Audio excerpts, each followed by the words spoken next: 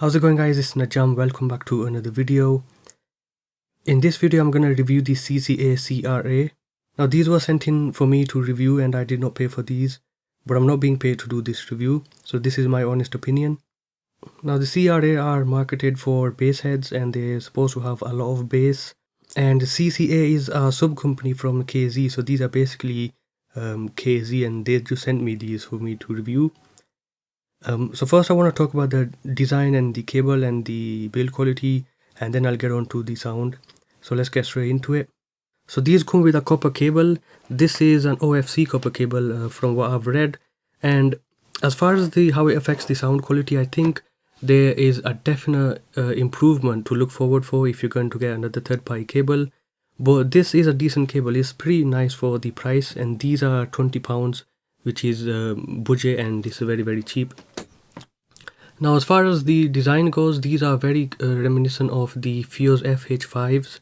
So the design on here, as you can see, there's no dip or there's no bump over here, like the one that you see on the Zex Pro. And this is a slightly chunky in-ear monitor. And if I go ahead and zoom in here, you'll notice that this has a single dynamic driver in there. So this is a 10mm dynamic driver with the dual magnetic circuitry thingamajig, and it also has a really light diaphragm.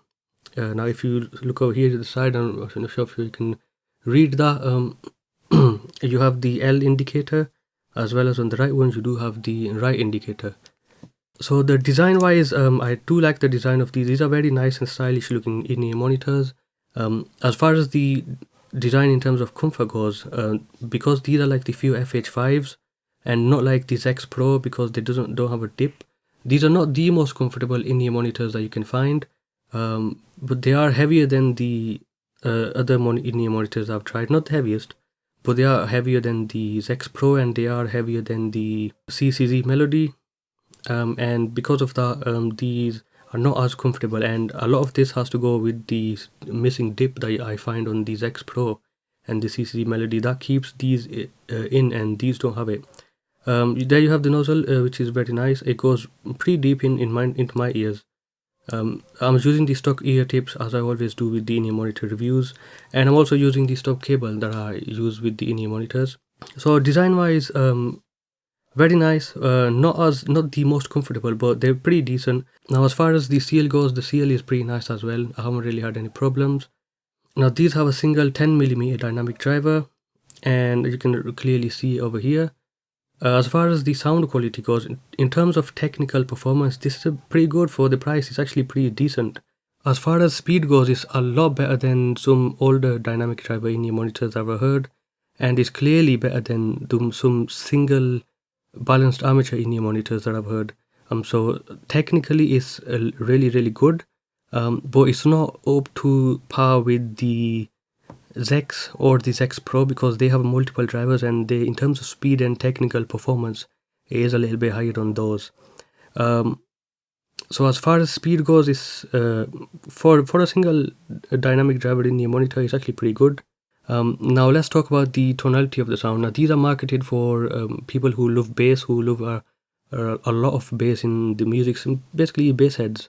And now it has a slightly V-shaped sound signature, but the dip in the mids is actually a little bit towards the lower mids. And so now the funny thing with these is, personally I wouldn't recommend them for bass heads, because there is a slight recess in the mid bass. Now the mids do start to recover as you go higher up in the frequencies, and because of that, it sounds almost very neutral and normal. It does have a lot of sub bass, and it has a lot of extension in the sub bass. So sub bass from these is really good, and I do really like it. And the mids, the quality of the mids is pretty good as well. As far as, technically, it's a pretty decent in terms of speed. I think a lot of the increase in speed does come from the dipped mids.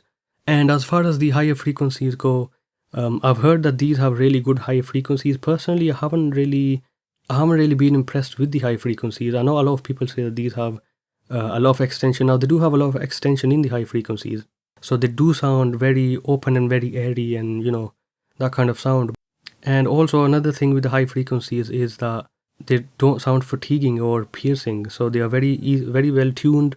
A lot of people like these because of the high frequencies, and overall the way that they sound is very nice. Personally, I would say for my taste, I don't like the high frequencies from these as much as I like the high frequencies from the Zex Pro. Now the Zex Pro have slightly different high frequencies. They sound a lot more harsher compared to these. But overall, the sound quality is, from a technical point of view, is pretty good. Now from a tonality point of view, it's actually pretty good as well. The only thing is, this is my personal opinion, so this probably has nothing to do with this. I don't like the sound of these as much as I like the sound of some of the other indie monitors, because these, they don't sound very natural. They don't sound very normal to me. This sound of these is very reminiscent of the Shure tape, and they have this weird sound signature. It is very unnatural sounding. So I did compare these to the Hi-Fi Man Sundara once again, probably because I use those all the time. And the soundstage is one of the biggest differences. Now, this has a decent soundstage. It's a pretty decent sized soundstage. It's pretty big, I would say, for cheap in-ear monitors. But the way it sounds is just not natural. That's one of the things I just don't like about it. The imaging and the separation is pretty good, and I think that has a lot to do with how it sounds, because it's sometimes I think it sounds a little out of phase. It might be a weird way of putting it, because I don't know how they've tuned these. They just sound a little bit weird to me. And because these are marketed for people who love bass, unfortunately, I'm gonna have to say I don't recommend them for that, because there's the mid bass is kind of not there. It's very recessed. And when it comes to bass heads, I know bass heads because I used to be one. You do lose a lot of thump and a lot of body in the bass, and these are lacking a little bit of that because the mid bass is recessed. And because of that, I would have recommended these for bass, but I'm not gonna. As far as sub bass goes, it does have a lot of that. Now, if you listen to heavy metal, you will hear the kick drum. You can feel it. It's very nice. The only thing is you don't feel the strings as much as I would like to. As far as the soundstage and everything else goes, that's pretty good. But speaking of the higher frequencies, once again, I don't like the high frequencies of these because they sound, they don't have a good tonality, I would say. And I think one of the things I did realize is, and it's probably because of this, they are limited up to about 20 kilohertz. So when it goes above that, it just sort of goes all hogwash. And the Zex Pro do have a much better tonality with the the timbre and everything. It does do a much better job. As far as speed goes, when you listen to really fast music like speed metal, compared to the Zex Pro, these do sound a little bit more sluggish. They do get a little bit more muddy from my experience. But for most people, for most music genres, this will do a very good job, because the light diaphragm on this does a very good job with the recovery, and the speed is a lot better than the older dynamic drivers that I'm used to. So for £20, would I recommend these? I'd say definitely yes. These are actually decent in-ear monitors. A lot of people say these are very good. I think they're decent. I prefer the Zex Pro more than these.